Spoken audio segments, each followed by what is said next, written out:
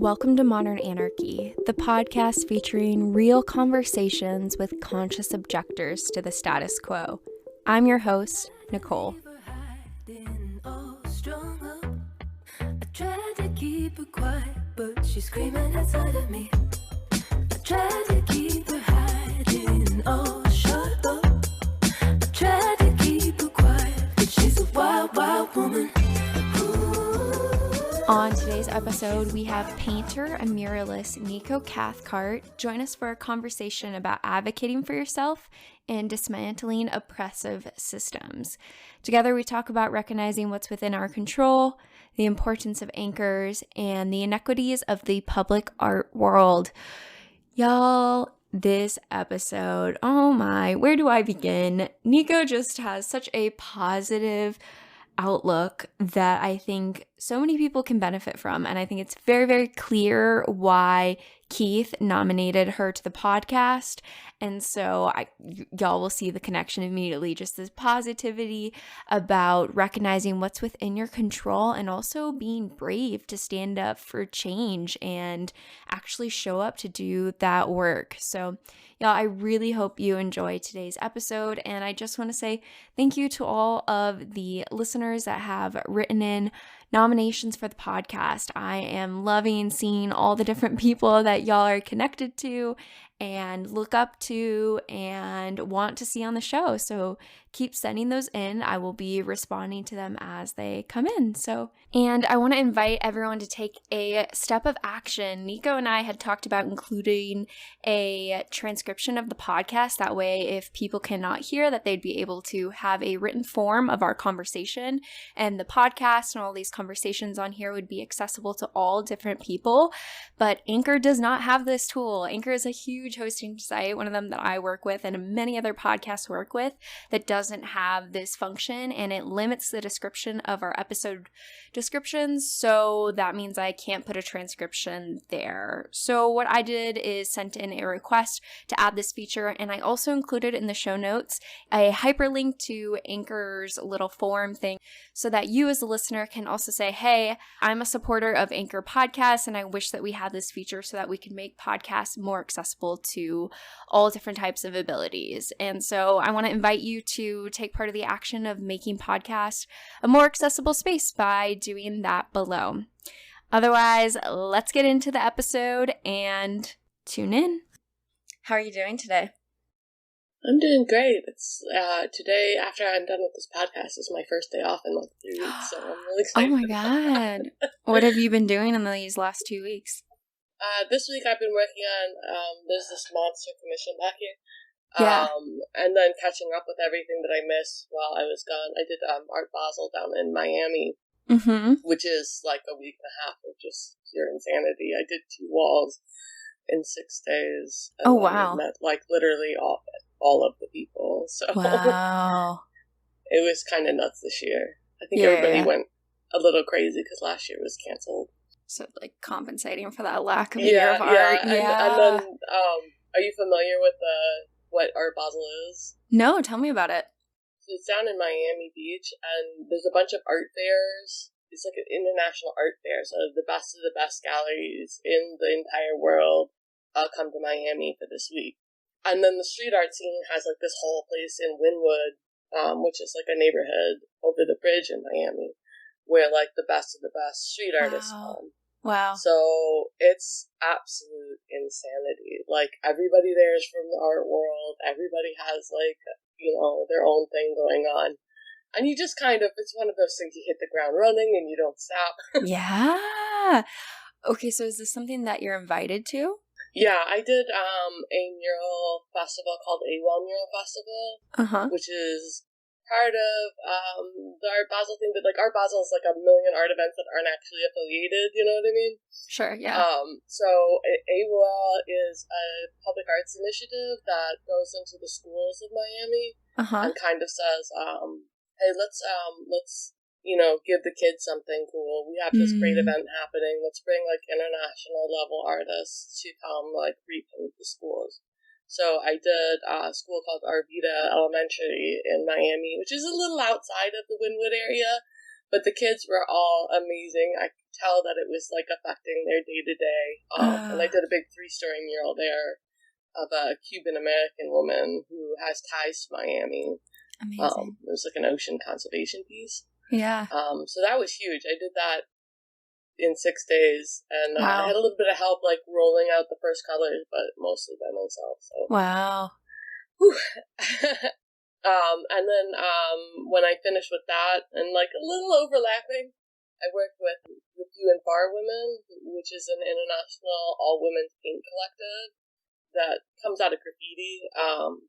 And they invited me to take part in this large mural collaboration right in Wynwood on 5th Avenue in Miami that had, I think, 37 women from all over the world painting all at the same time on the same theme. Wow. So I did that, and I kind of did that mural in like 12 hours.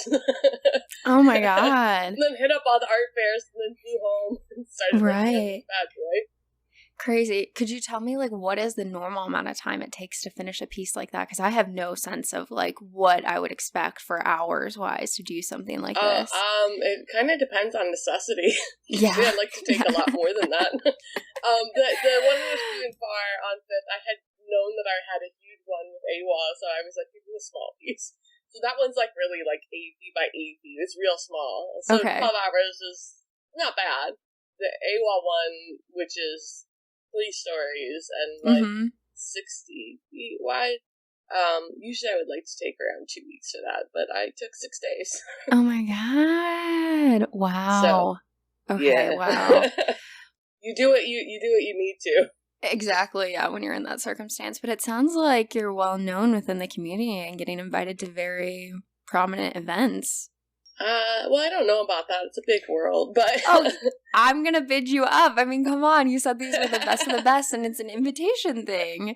It's been an interesting year for me. I've done a lot more on the road than I ever have, so I'm really grateful and, like, humbled for the opportunities. Yeah, for sure. So, like that, being invited to Basel, like the day that happened, when the festival reached out and said, hey, we got a wall for you, I'm like, I'm not cool enough for that. I got really excited. I went and interrupting my husband and his like work meeting. Like, I'm going to Basel. And he's like, this place, I don't know what that means. Yeah.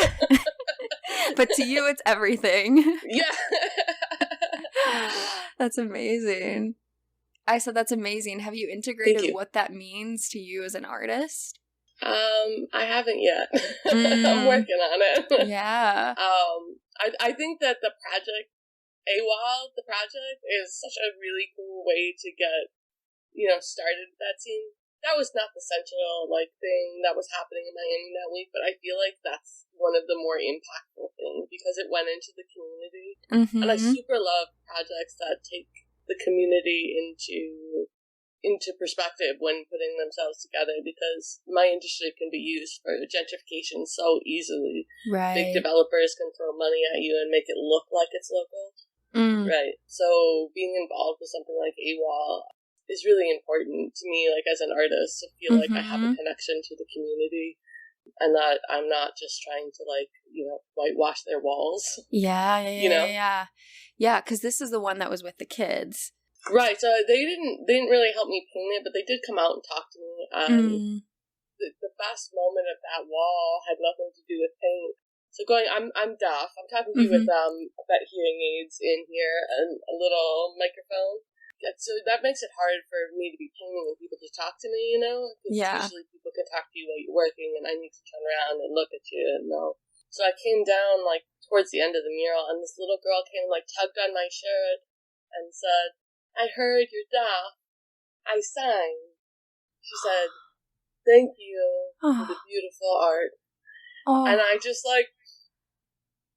yeah, of course. So, oh my God. Moments like that were wow, really cool for me to be able to experience, Yeah, and for that little girl to be able to look up to you. It was so I don't have words for it. It was really endearing. And at the moment, going through these public things that I do as a deaf person is really difficult because you go to these parties with all these really great connections, and everybody can have like casual conversation. Yeah. And I can't, so I'm kind of like grasping at straws. So being able to have that moment with this little girl who's like really attempting to reach out and communicate because I'm deaf is beautiful. Yeah, that's so profound. Would you be willing to say more about that difficulty in public spaces and how you navigate that? Absolutely. It's kind of become a little bit more defining.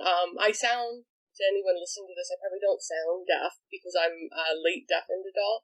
I have a genetic condition that basically my cochlea is balding, and your cochlea is this little snail thing in your inner ear. It's got little hairs, and sound really just vibrate those little hairs. That sends an electrical impulse to your brain, and that is what makes you hear. And mine just isn't doing that anymore. I communicate usually through like lip reading, but I'm learning to sign. And I'm learning to sign because it's become increasingly difficult because it is a degenerative thing. I've got about 30% of my hearing. These hearing aids are great. Love them. They're great technology, but they don't give you back everything. Yeah. It's not like putting on glasses, where you can put on glasses and get 20/20. You put on hearing aids and it just amplifies that 30%. And the technology is great. It like pitch shifts now, so if it's close to my range, my there's a computer readout to my hearing aids that will shift it into my range. But there's things like those birds in my word work a lot because I can't hear them, and even with my hearing aids, I can't hear them.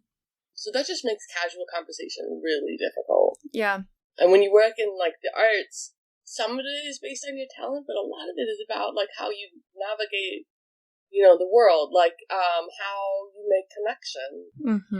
It's rarely like a lone wolf sitting in the room creating brilliant art. You can do that, but nobody will ever know about it.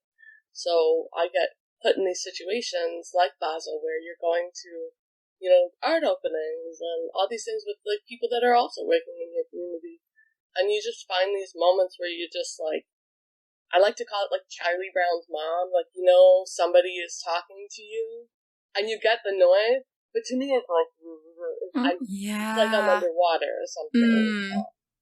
So that creates weirdness where like you say something out of place and people are like or you'll just kind of smiling and laughing along. And I think that's a common experience for people with hearing loss at any kind of stage.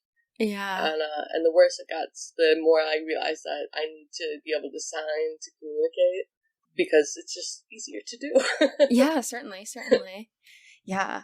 That's a lot to navigate. I feel like in that moment of trying to connect with someone and holding that difficulty of being able to hear, but also wanting to be there, knowing the implications that it does have for your career and your networking. Right. And it's just harder to be like, just kind of like off the cuff, and like you need to plan more and you need to like kind of set yourself up for success as much as possible. And people don't always understand that your brain is like usually occupied with that part. And they're having a good time and you're just kind of stressed out because you're like, oh well, did I laugh at the right things? Right. It's just a thing that I think a lot of people don't realize, especially with hearing loss in particular, because you look normal, you sound normal, you have an invisible disability. And it's so easy to just ignore that in a person. Yeah. Because from the outside, they wouldn't know that in your head you were going through all these different worlds and all these different focus and all this stuff that you have to hold to show up in the way that you want to show up. Absolutely. And it's just like living in this like fear that you're going to miss something a lot. And you do, and you just have to kind of move past that. Yeah. How does it feel to be in that space? It can be really, really lonely and dark sometimes, to tell you the truth. I think that living with a disability is about your attitude, right? You keep yourself positive and motivated, and it won't, it won't win. Because there's nothing really wrong with me. I'm just different. Yes. But when other people don't see that, it can be really isolating. Do you have a community of people that you feel like can see you in that full identity? I think it's hard for other people to, like, fully understand. I do have a couple people that I talk to within the creative community that are also deaf. Amazing, yeah. In different ways, and we travel in different circles, but sometimes I just have to take a step back and be like, does this happen to you? Yeah. And then, like, the online community is really great because, you know, you can, through Instagram and YouTube, you can connect with these people that you might not be having face-to-face conversations with. Ha ha ha, we're deaf. Right. But, but you can, like, feel like other people are going through it. And that's been helping. Yeah. My dad is also deaf, so it got that. Yeah. Right. Exactly. To have those people that can understand you in that, I can imagine how valuable that is, asking that question, does this happen to you? Is this normal? Right. I like sometimes calling my mom. My mom is a hearing person, but deals with my deaf father a lot, so she sees a lot of stuff that I witness, like, on a day-to-day, like, yeah, you know, things. I can just call and be like, do people do this to dad too? Like, yeah, because like they just like talk over you, or just, you know, and she's like, oh yeah, that happens all the time. Like, oh God, it's not me. Yeah, feeling that community in those moments. I love what you said about living with a disability is about your attitude.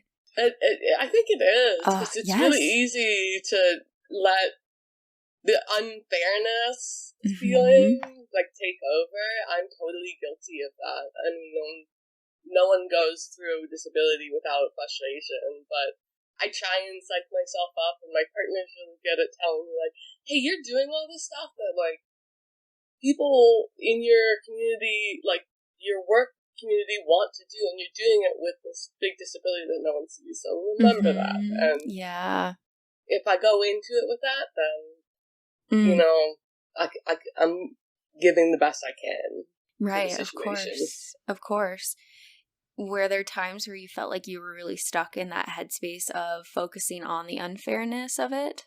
I think everybody gets stuck in that sort of thing. I can't know what everybody's experience with disability is. Of course. But sometimes it's just, you know, you're sitting in that party and you're looking at all these people that you have so much in common with, and you should be able to talk to, and it's just too loud.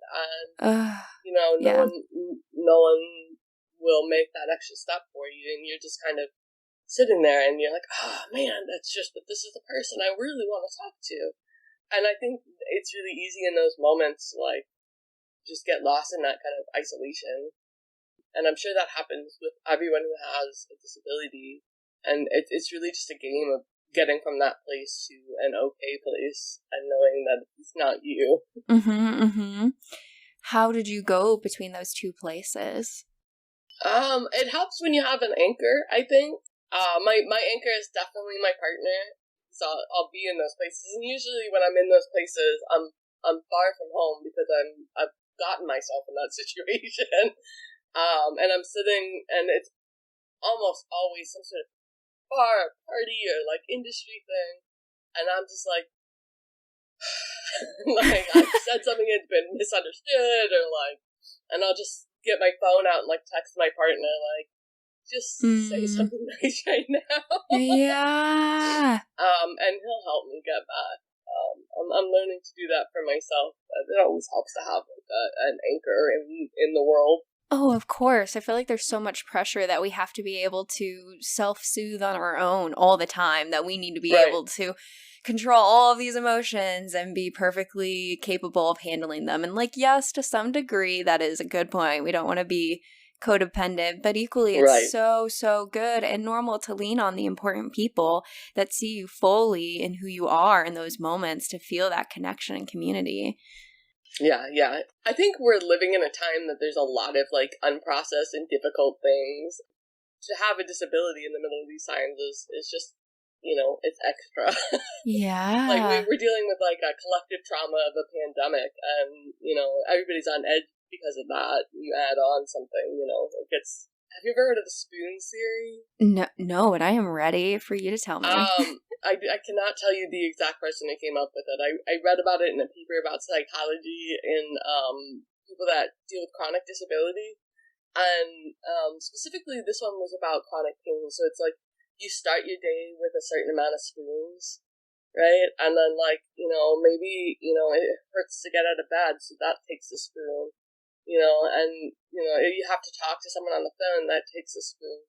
And then you run out of spoons, and then at that point, you're completely emotionally depleted. Yeah. And I often talk to people who I talk to about my disability in terms of those spoons, because, you take my known plan away, you've taken a spoon, Mm-hmm. and that's a good way to, like, talk about processing these things. Yeah, definitely. Yeah, I think it's so fascinating that we live in a society, I think, where we imagine that our brains are kind of like computers, where we just have this ultimate capacity to hold so many different things, so many different tabs all at once and multitask, right? But right. I think there's this painful reality that our brains can only hold so much at a given time, kind of like these spoons, right? Like you start with a set amount and that is what you can hold today. Yeah. I think you got those 87 tabs open. You open the 88th and your computer's definitely going to crash. Exactly. And we keep thinking that we can be that person that has all these different things of life, all these different relationships, all these different things we're processing. I'm totally fine with 89 tabs, like totally fine. But that is not realistic. Yeah, we're all like that dog cartoon, like in front of the flaming dumpster, going, this is fine. Why is that the meme of our time? Like, that is not good. That is how we all relate to one another. Yeah. Whoever drew that comic knew something. Yeah. I actually was walking once and I saw the dog in a window and there was a plush version of the dog. And I was like, I didn't know the meme made it out into other forms of art, but that has made it out. Exactly. Yeah. And I think it's so we have to come back to the reality that we can only hold so much. And I think we see this in different facets depending on what you're focusing on. And living with a disability takes certain spoons that need to be dedicated to taking care of yourself and what you need specifically for your health and benefit, Mm-hmm. It's been a challenge in the last little bit as my career gets, a little bit more on solid ground. It affects more. Would you be willing to share how it's been a challenge for you? It's really the same thing we were just talking about, just missing those connections and, maybe not responding in the correct way to things when you're out in public, especially when you're in situations where there's masks. It's oh, yeah, any hope for me communicating at that point. It's learning sign language, but knowing that almost no one in my field will know it. So I can learn to speak it, but if no one speaks it to me, it's not that helpful in my career. So it's kind of dealing with the ableism of that field. Yes, definitely. And I didn't even think about the mask piece, which makes lip reading so much harder. Oh, yeah. The first couple months of the pandemic on deaf people were wow. Yeah. That's definitely an ableist thing to not even think about that level of complexity that is within this larger dynamic of the pandemic. Yeah, there's so much. It affects people in different ways, but deaf people definitely had a hard time. So it took me a long time to figure out that I could connect my hearing aids to Zoom. Yeah, wow. And then an even longer time to realize that there were subtitle apps that I could use to make this kind of communication even possible. Wow. So the first couple weeks, everybody was starting to do those Zoom parties and stuff. Yes. I definitely did that and then went, yeah. I can't be part of this. It also sounds like there are so many strengths in your journey, so many times where you have connected back to yourself of what do you need in those moments and having the creativity to, embrace your different needs and advocate for yourself when you need to. It's a skill that I've had to learn. It's really easy for me to fade into the background because, that's kind of how you're raised as a woman, you're you don't cause a lot of trouble. Yeah. So I've been learning a lot about advocating for myself, removing myself from those situations, and then just saying, this is not for me. Yeah. How do you do that? Can you say more? I think that is such a powerful thing of not easing into the background. Honestly, it's really just learning to have the strength to tell people that you have that disability, like, constantly. It's not something that comes easy. It's kind of feels like, although I know I'm not broken, it kind of feels like that's what I'm saying over and over again. Yeah. So just stopping a conversation, saying, "I'm sorry, I'm not understanding you. I'm deaf. It's not your fault." I say that 90 times a day. And just asking people to rephrase, because usually my brain is really great at figuring out what's going on. If I just have you say it in a different way, I can usually get it. So I've just had to be able to say that. And then there's times where, like, I'll be on, like, a call like this and not understand and be like, "I'm so sorry, can we, like, speak in over email or over text? I'm really happy to talk to you, but this is not really functioning very well for me." Right. And then, like, hoping that they don't get angry. Yeah, but there's so much power in that for advocating for yourself. I mean, it feels nice when people, like, realize that, oh, well, maybe I should stop calling. Because I get a lot of people that give me phone calls still, and there's no way I can answer a phone call. Because I'm considered disabled, the government gave me a phone that does talk to text, which is, I've got an interpreter that will, like, type out what the person says. But it takes so long to do that it's really awkward, and I don't enjoy using it. So I just have to, like, train people, like, "Oh, you want to talk to me? That's great. I'm happy to talk to you. Email or text. I'm here for you." Exactly. And then in that, you both get what you need out of that communication, and you feel like you're able to fully show up once you advocate for yourself properly, right? There was a long time that I would try and sit through those phone calls, and then a lot of it was just doing the traditional, I don't think anyone who's deaf knows this one, smile and nod. Yeah. You know, like, yeah. What's going on? Oh, yeah. What made you switch?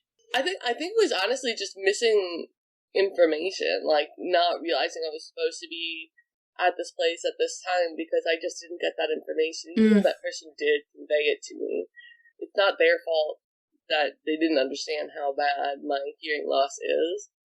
And it's not really my fault for not hearing it, but it is under my control to be able to, like, control how that information changes. Yeah. Like, the change happens. Right.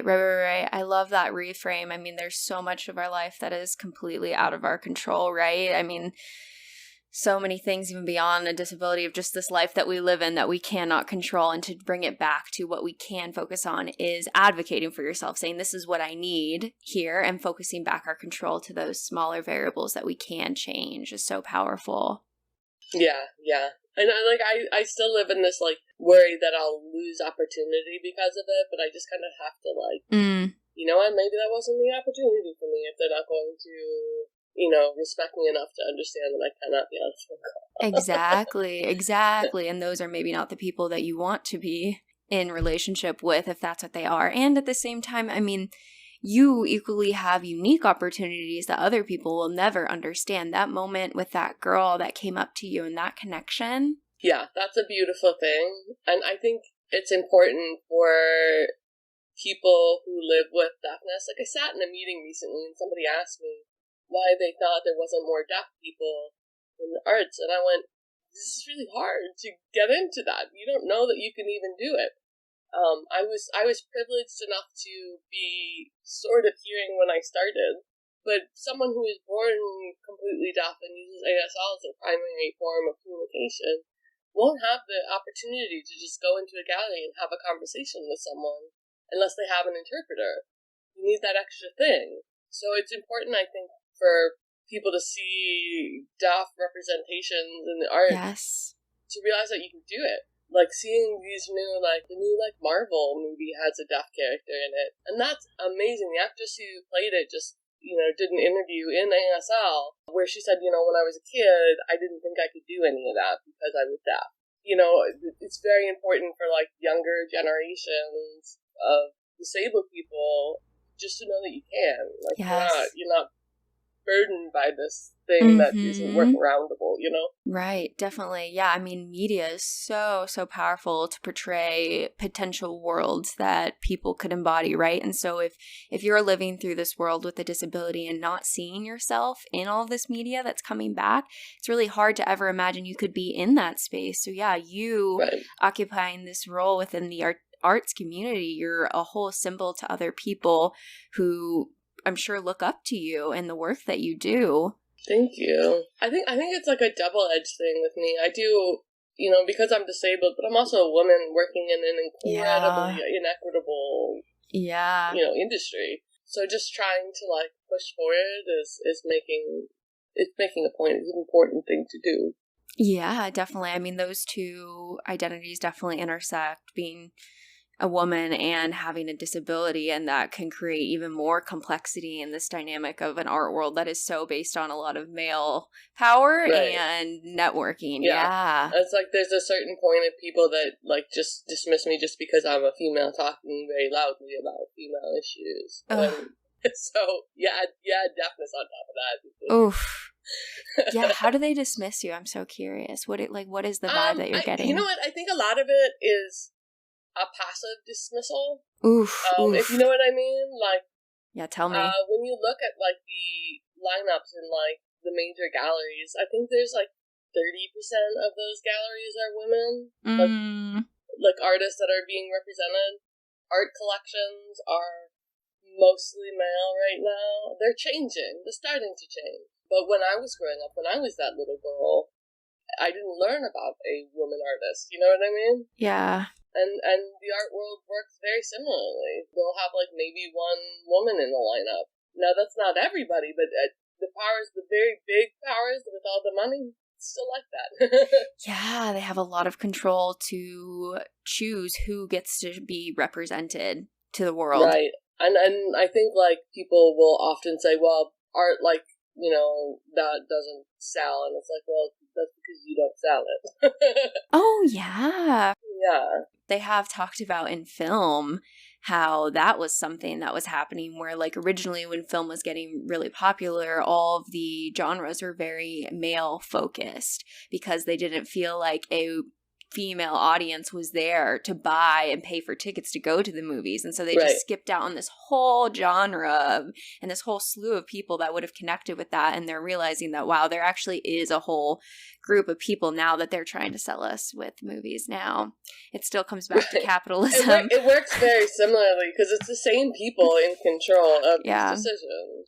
And when you look at like public art, which is where I do studio art and I do public art, but public art in particular is run by the people making the decisions about what are going on those walls, with the exceptions of some festivals, are usually rich, white people who are going with that narrative that they have been taught.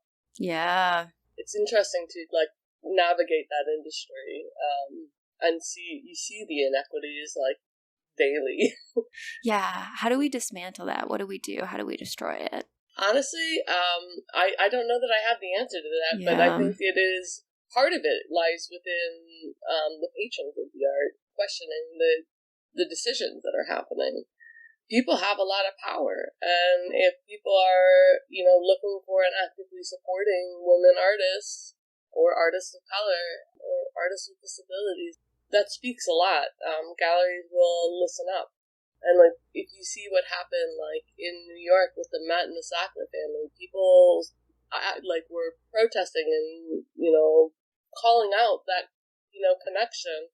And it's made a difference. They pulled off the name of that family. So people have a lot of power. Buying power and their support power really makes a difference within the art community. Yeah, wow. I think people forget that, how much power we have and what we support to actually make the change, since they're truly trying to sell to us at the end of the day, right?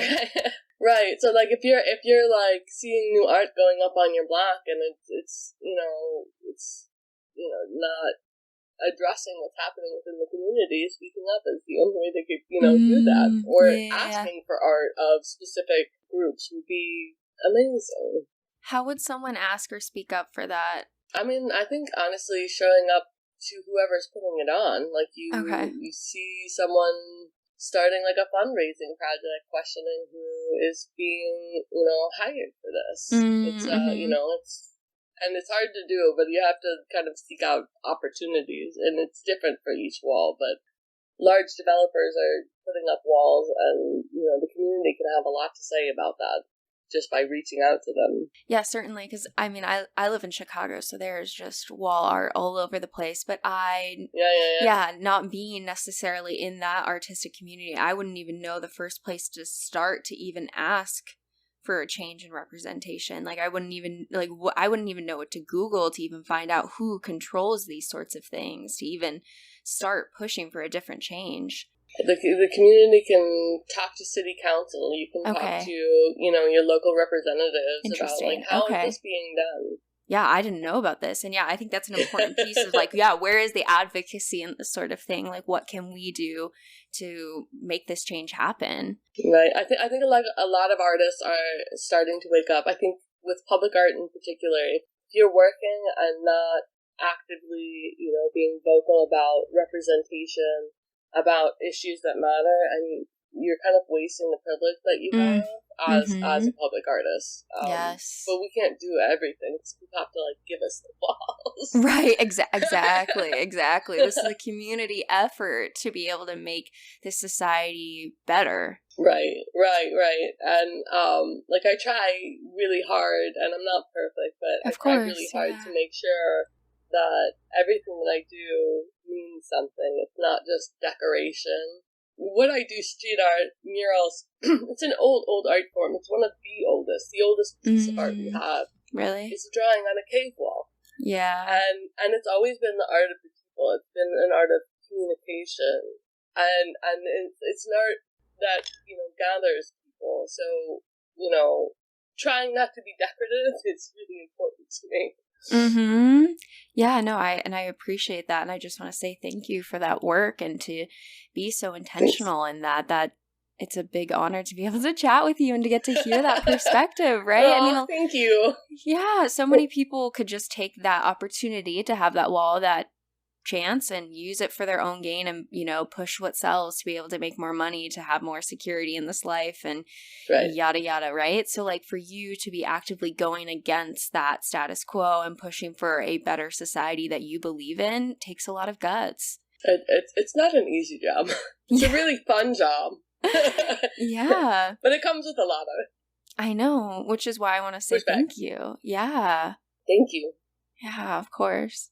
Yeah, earlier you said, I take notes. You said a lot of other people in the community with disabilities might think that they can't even do what you do. And I'm also thinking about that girl that came up to you. Is there anything that you would want to say to those people who might be listening? Oh, absolutely. You can totally do it. It seems like it's a mountain that's hard to climb, but you might need, like, a friend to help you from time to time. But it's totally a mountain you can climb. Yes. I still go with, my own disability. I still find myself in the middle of, those parties that scare me. I just kind of have to tell myself I can get through this and I can do it. And, somebody will help me. Somebody will have the empathy to understand, like, okay, let's just talk to the side here. Let's exchange emails and we'll talk later. You just gotta face your fear and just do it. Oof. Yes. And once you face that fear and you're accepted and find that connection, it gets a little bit easier, I feel like, each time to start stepping up and to embrace that. Yeah. It does. And you're your own superhero, I think, when you're disabled, because you have the experience of overcoming all these things.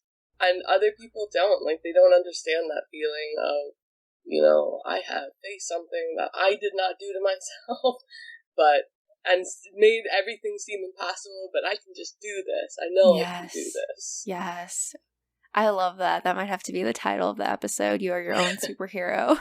You are your own superhero. I think that's very important for everyone. Like, people all have their own setbacks. It's not just being disabled that you can take away that feeling, but you just kind of have to make it your reality It's not an easy thing to do, but it's something that's possible. Certainly. I mean, none of this life we're going to experience. This life is full of pain, whether it be traumas that have occurred to you that were way outside of your control, different privileges that maybe you weren't, given the like larger social systematic oppression that we have, or various things like a disability. These things are super, super painful, but I think a lot of what you're talking about is bringing it back to the focus of what can you control, advocating for yourself, asking for what you need, and in that becoming your own superhero because you have that focus on what's within your power.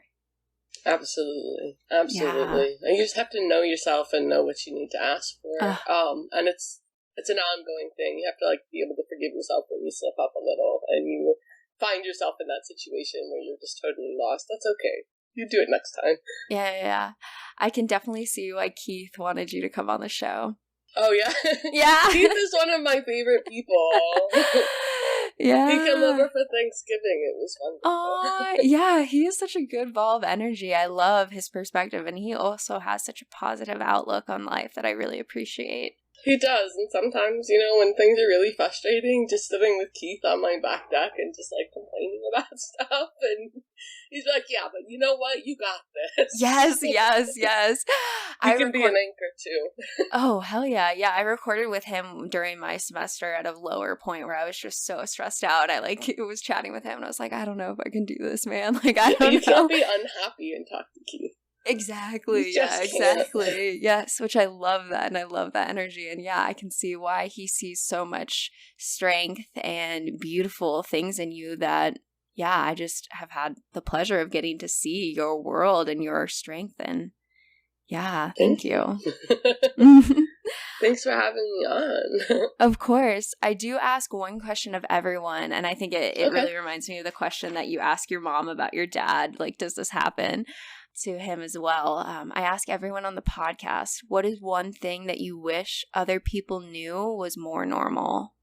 You know what? I wish everybody knew that it's normal to be going through your own private battles, and I think everybody is probably dealing with a little war inside their head, and they have their own stumbling blocks, and you might not know about it, and I think everybody needs to know that's normal. And also, as you're talking to a person, be a little kind about that, because you don't know what everybody's going through. Don't be so judgy if somebody seems like, they're ignoring you. Perhaps they can't hear you. Yeah. And that's just totally normal. Yes. I think that's one of the biggest things I'm learning as I continue in this field of psychology is that everyone is going through that internal battle of some sort or shape. Literally everyone. I agree. It's just all different facets of whatever someone's struggling with. And so if you can keep that in mind and recognize not to take things so personally when someone might respond in some way because they're going through their own world of things that they are processing, and I'm going through my own world, and we do our best to manage those expectations in that time. I think that that's really important to know, and it's hard to know, as you're going through, you don't understand that, somebody else might have a need that's more greater than your own comfort, Yes. Have you ever heard the David Foster Wallace This Is Water speech? No, but I'm writing it down. I have time after this. Yeah, it's one of my favorite things because it's while David Foster Wallace as a person has some character flaws. Sure. This specific speech, which was given as it was a commencement address, actually, but it's kind of about learning empathy, but also learning that about life. You don't know what other people are going through, right? Yep. So, you got really mad at that person who cut you off in traffic, but what you don't know is that's dad with, their son just split their head open, they're rushing to the hospital, and their need to get ahead of you is greater than your need to get home. And I've always tried to carry that with me ever since I read that. You have to remember that other people are people, and they might have issues that are greater than your own. Right. And even if they're not greater than your own to some degree, right? Like there is still some valid. Exactly. I think that's the biggest piece, is that it's still valid because that's what they're experiencing. And I think that's super heavy to hold, though, when you might be going through this world with a disability, feeling like this is so much more real than your, being late to a meeting that is causing you to act this way, right? But to them, that's their world. And it is so hard to hold that complexity of validness, even though it's like holding a bunch of like plates in your hand and trying not to fall. Yes, exactly. It's hard, and it takes a lot of takes a lot of spoons. See, I tell you, the spoons, I have to remember this. I think it was a psychologist that came up with it. Like, it was a beautiful analogy for someone living with a disability of any kind. Yeah, exactly. I really appreciate you sharing that. And I wrote down that commencement speech, so I'll have to go my watch it. mom sometimes will just text me spoons, and I know what she means. Yes. she's just done. Yeah. I have ran out of spoons for today. Please check in tomorrow. Right. Yeah. Well, this has been so lovely. I really appreciate you coming on to the podcast. Is there somewhere that you want to plug for people who want to see your art? And I know you mentioned a lot of beautiful pieces where can people find this? You can find my work all over the place. I really would love to tell you to check out AWOL Mural Festival.